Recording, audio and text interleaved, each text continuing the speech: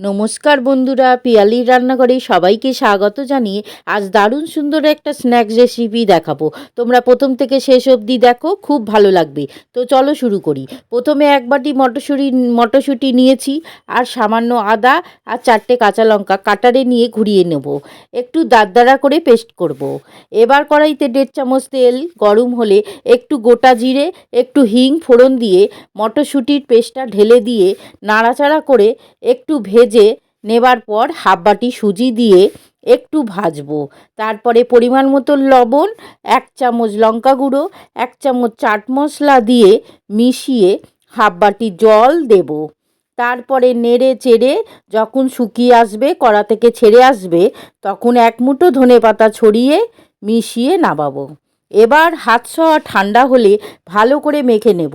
তারপরে কিছুটা নিয়ে হাতে লম্বা করে, তারপরে থালায় ডলে ডলে সরু লম্বা করে নিয়ে ছুরি দিয়ে ফিঙ্গারের সাইজে কেটে নেব। দেখো, এই রকম হবে। একইভাবে সবগুলো করে নেব।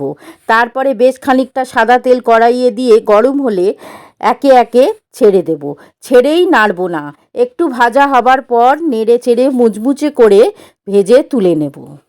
বন্ধুরা, এই ঠান্ডায় এইভাবে একবার পিস ফিঙ্গার বানিয়ে খেয়ে দেখো। ভেতরটা দারুণ স্বাদ, বাইরেটা মুচমুচে।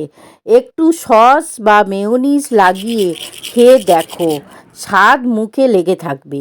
ভালো লাগলে পাশে থেকো বন্ধুরা।